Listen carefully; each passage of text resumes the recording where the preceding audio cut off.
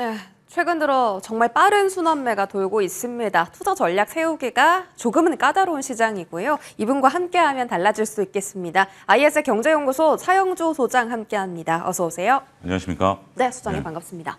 자, 첫 번째 키워드 바로 확인하시죠. 저희 바이오 먼저 체크를 해보려고 합니다. 바이오가 센데요. 알테오젠도 최근에 신고가를 터치했고요. 에이벨 바이오, 리가켄 바이오 같은 기술 이전 관련 종목들 뿐만이 아니라 비만 치료제 쪽도 집중도가 강합니다. 오늘 삼천당 제약 이슈와 함께 정말 엄청난 슈팅을 좀 보여줬는데 일단 하반기의 주인공이 바이오가 될 수 있겠는가. 8월 중순 이후로는 바이오의 수급이 들어올 거다라는 엄민용 애널의 분석도 있었는데요. 실제로 그런 흐름이 나온다면 우리가 지금부터라도 바이오를 좀 모아가야 되지 않나. 하반기 바이오 섹터. 주도권 잡을 수 있겠습니다. 저는 이제 하반기에 바이오가 들어올지에 대한 부분들은 아직 솔직히 잘 모르겠습니다. 왜냐하면 시장에 이제 변동성이 좀 시작된 상황들이고 우리가 이제 그동안에 바이오가 오르지 못했었던 상황에서 다음 주자는 바이오가 될 것이다라는 얘기들을 그동안 좀 많이 해왔었던 것들 아니겠습니까?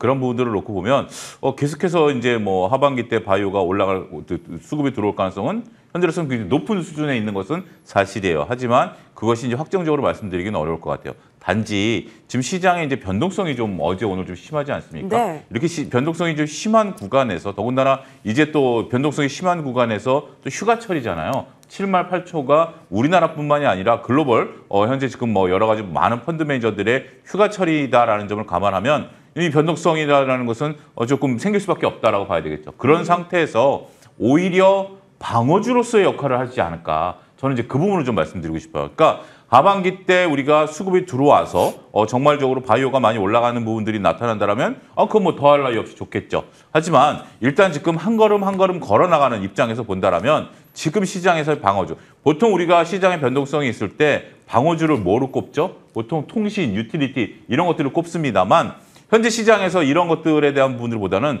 저는 바이오, 그다음에 지금 이제 오늘 나오고 있는 자동차, 아니면 엔터, 오늘은 좀 하락을 나타내고 있습니다만 이런 것들이 어떻게 보면 그동안의 조방원을 제외하고 나면 나머지 섹터에서 우리가 방어주를 찾는 것이 현실적이지 않겠는가. 그중에서 가장 안정적인 것이 이게 어떻게 보면 다 개별 재료들이 있어요. 기술 이전, 그다음에 신약, 그다음에 우리가 CDMO 이런 것들이 있기 때문에 저는 이 부분을 좀 보자 이렇게 정리하겠습니다. 지난주하고 약간은 좀 뷰가 달라지셨는데 그래도 볼만한 바이오 테마 종목들은 챙겨봐야 된다고 언급을 해주셨습니다. 그럼 조금 더 세부적으로 들어가 볼게요. 비만 치료제 먼저 보죠. 삼천당 제약이 개발한 비만 치료제가 노보노디스크가 개발한 비만 치료제 세미글루타이드랑 동등하다. 100%. 이거 정말 호재 아닙니까? 그렇죠. 대장입니까? 그럼? 근데 이 부분은 이제 동물학적 시험을 본 거기 때문에 앞으로 진행될 것들이 너무 많죠. 이제 전임상 단계이기 때문에 스텝이 너무 많이 남았죠. 전임상에서부터 임상 1상, 2상, 3상까지 가려면 최소한 한 10여 년은 걸린다라고 좀 봐야 되겠죠. 물론 빨라질 수도 있긴 하겠습니다만 최소한 5년 이상 걸리겠죠. 그렇기 때문에 지금부터 우리가 마라톤을 뛰는 사람한테 10m 뛰기를 했다, 10m를 1등 했다라고 해서 그거를 우리가 1등이라고 보기는 어렵겠죠. 그렇지만 임팩트가 있는 건 사실입니다. 또 더군다나 제가 싫어하는 게 주사거든요. 저 진짜 주사에 대해서 무서움이 있어요. 근데 이건 또 경구용이잖아요. 경구용 뭐죠? 알약 형태로 먹는 거기 때문에 저로서는 상당히 지금 기대감이 높은 것은 사실입니다. 하지만 가야 될 길이 멀다라는 측면에 있어서 주가를 너무 추격 매수하지는 말자. 우리가 추적 관찰을 해야 될 부분들은 있는 것은 맞습니다만 지금 오늘 상한가 친 것을 내일 정도면 조금 이 부분에 대해서 좀 냉정해지지 않을까. 나쁘다라는 게 아니라 주가가 너무 앞섰다 이렇게 말씀드릴 수 있겠습니다. 그렇다. 주가가 좀 앞섰다. 오늘 상한가까지 가버렸는데 조금은 이제 고점에 대한 논란 분위기가 나올 수도 있는 어떤 차익 매물 출회 가능성이 있는 그런 주가다라고 언급 주셨고요. 자, 실적 시즌이잖아요. 바이오 쪽에서 실적하면 가장 기대되는 종목이 삼성 바이오로직스입니다. 매번 어닝 서프라이즈를 공개하기 때문인데요. 실적 시즌 앞두고 삼성 바이오로직스 담아봐도 괜찮지 않을까. 지금 가격적으로도 100만 원 초반대이기 때문에 메리트가 있고요. 오늘 외국인 수급도 들어옵니다. 저도 선발을 그동안 지속적으로 MTN에서 말씀드렸었던 종목 중에 하나인데 조금 이번에는 이제 긍정적으로 말씀드리기는 어려울 것 같아요. 왜냐하면 트럼프의 의약품 관세 부분 있죠. 지금 이제 일본의 관세가 또 오늘 새벽에 타결이 됐고 우리도 22일 날 2+2 회의가 있어요. 그 이후에 타결될 가능성이 있는데 이거는 삼바를 만약에 미국에서 공장을 지어야 된다라면 실적 좀 달라질 수 있어요. 그래서 지금 일단 현재 상황에서 100만 원 정도라면 중립 의견을 드릴 수밖에 없을 것 같아요. 뭐가 실적이 잘 나오는 부분들하고 앞으로에 있을 관세 정책에 따른 어떤 그 변동성 이런 것들을 감안한다라면 지금 거에서 팔 이유도 없지만 단지 사는 것은 조금 지켜보자 이렇게 정리하겠습니다. 관세 밖에 있는 종목이 아니라 오히려 타격을 받을 수 있는 쪽이 CDMO, 그 바이오시밀러 기업이기 때문에 조금은 삼성바이오로직스는 지켜보자, 거리를 두자. 자, 그러면 그 관세 이슈 밖에 있는 기술 이전 종목들 궁금합니다. 10월이나 9월, 그러니까 한두 달 뒤쯤에 다 기술 이전 기대감이 있는 종목들이거든요. 알테오젠, ABL바이오, 리가캠, 보로노이, 한울바이오파마 정말 많은 종목들이 있습니다. 이 플랫폼 종목들에 대한 시선은요. 긍정적으로 좀 바뀌셨을까요? 긍정적이긴 해요. 긍정적이긴 한데 이 부분에 대해서는 지금 현재 놓고 보면 우리가 어느 정도 지금 다 알고 있는 내용들이잖아요. 네. 워낙 이제 수연앵커 공부를 많이 하시고 이런 부분에 대해서 잘 알고 계신 부분도 있긴 하겠습니다만 많은 분들이 이미 어느 정도 알고 있는 상황들이다라고 보면 주가가 어느 정도 선반영됐다라는 부분들도 좀 봐야 되겠죠. 그렇기 때문에 이 부분에 대해서는 이것이 플러스 알파가 되는 게 아니라 현재 추세를 가는 것을 인정하는 정도 수준이 되지 않을까. 저는 좀 그렇게 정리를 해드리고 싶습니다.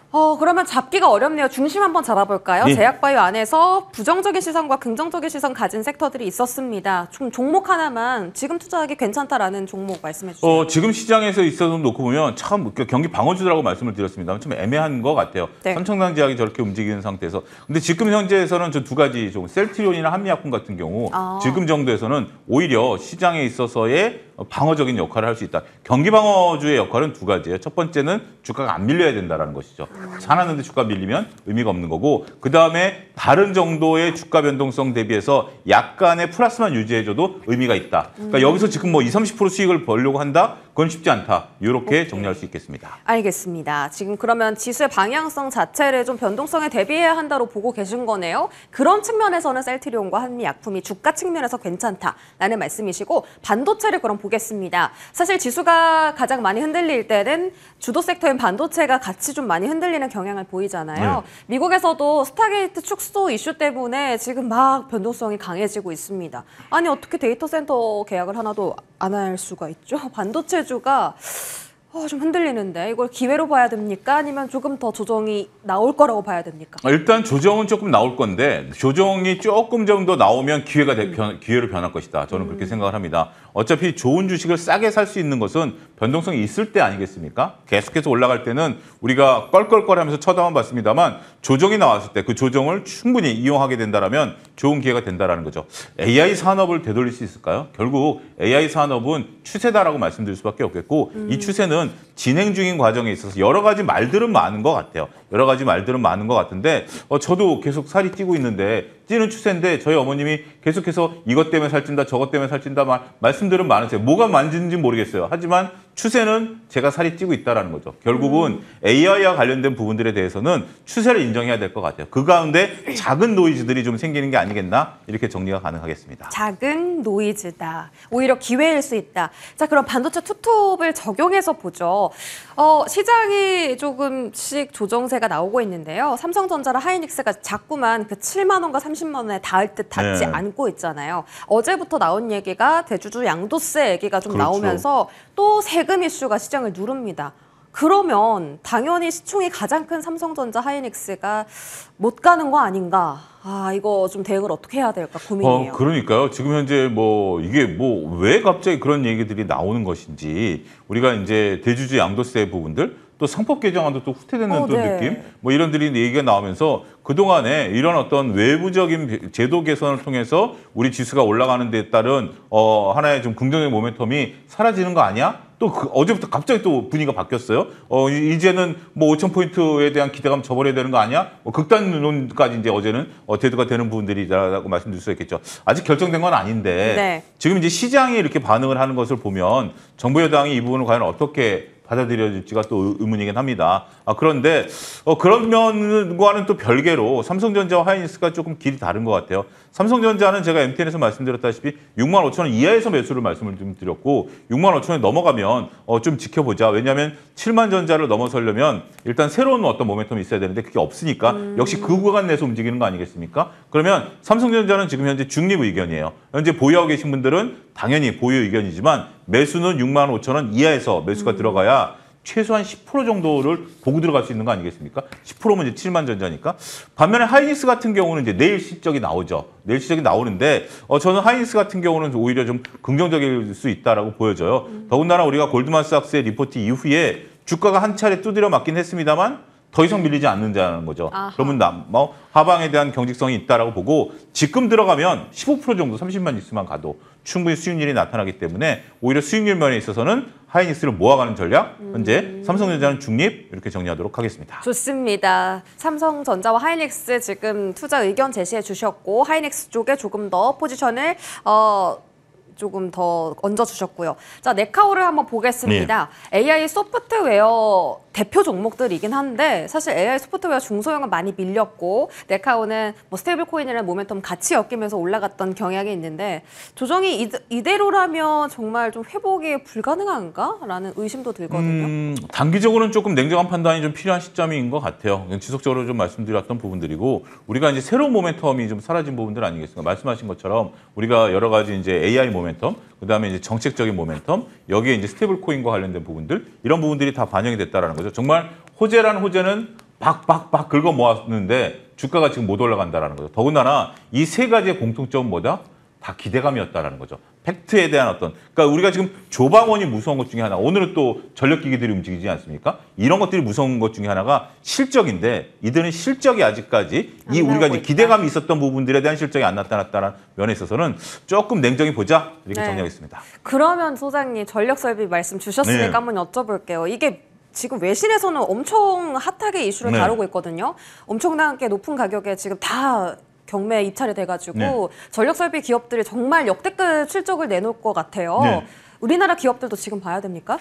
여전히 이쪽이 실적이 붙죠. 두산엘러빌리티 같은 경우 변동성이 있습니다만 현대일렉트릭 같은 경우 우리가 이제 실적이 나왔던 부분들 중에 하나, 실적이 안 나온 것 중에 하나가 관세에 따른 그런 리스크였던 거 아니겠습니까? 근데 해소가 된다라면 지금 이제 다시 올라갈 가능성이 그 부분은 환급이 된다라는 거잖아요. 그런 부분들에 대해서 놓고 본다라면 저는 오히려 변동성이 있었던 현대일렉을 지금 오히려 전력기기사에서 사야 된다라고 보고 있고 전선주들 뭐 대한전선 그동안 말씀드렸던 쪽들에 대한 부분들도 좀 놓고 보면 여전히 이 안에서 순환매가 도는 것 같아요. 그러면 순환매가 도는 것 중에서 그러면 순환매가 돌 때 따라가야 되느냐?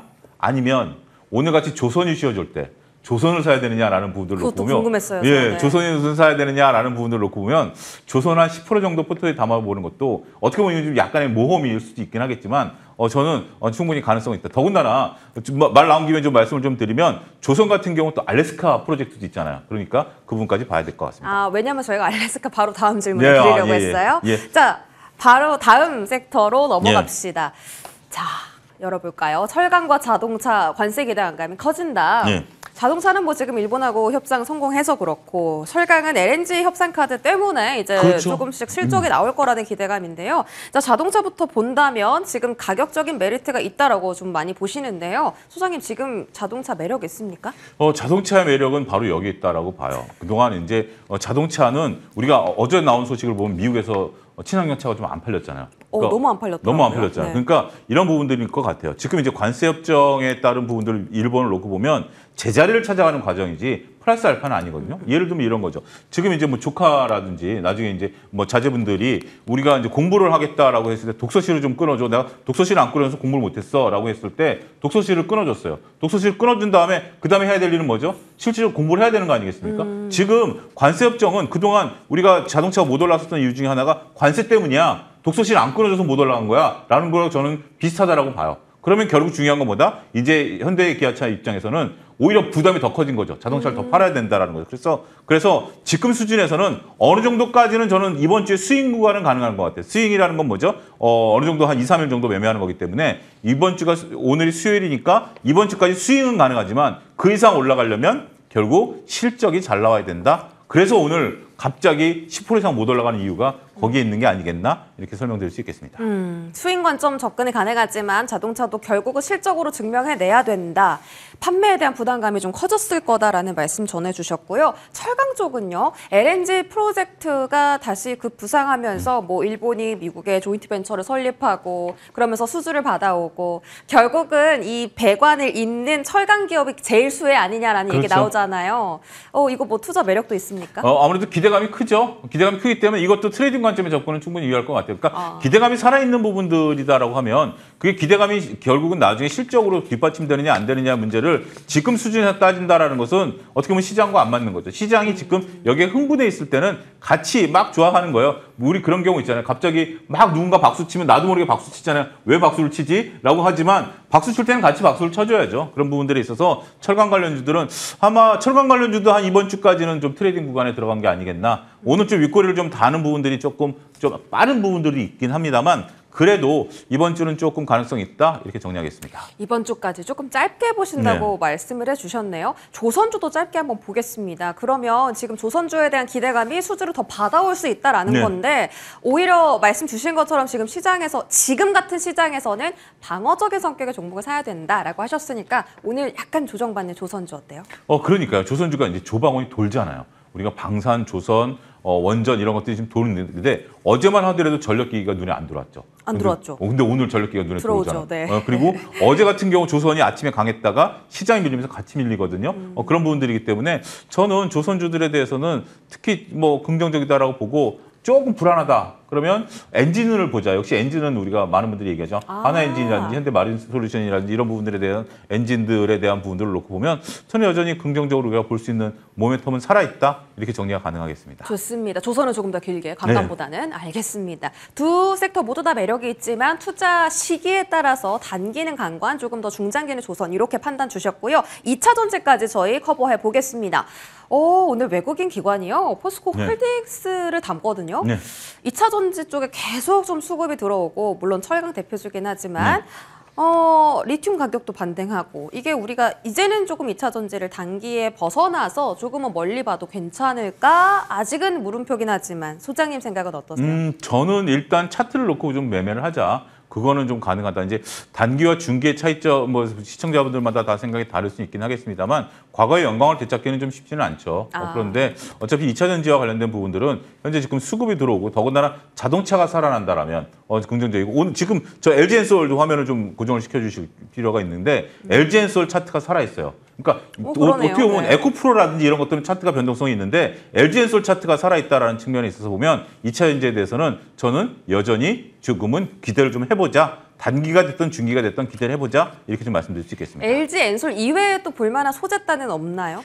저는 오히려 성일하이텍이나 코스모화학 같은 경우 폐배터리를 좀 봐야 되지 않나 싶어요. 그래요? 왜냐하면 더군다나 이제 흑연과 관련된 부분들은 중국산 제품을 못 쓰게 만들었잖아요. 네, 관세요. 그렇기 때문에 오히려 저 리사이클과 관련된 부분들을 놓고 보면 성일하이텍이나 코스모화학 같은 종목들이 오히려 긍정적이고 또 성일하이텍 같은 경우는 리튬도 리사이클 하잖아요. 그렇기 때문에 이렇게 좀 말씀드릴 수가 있겠습니다.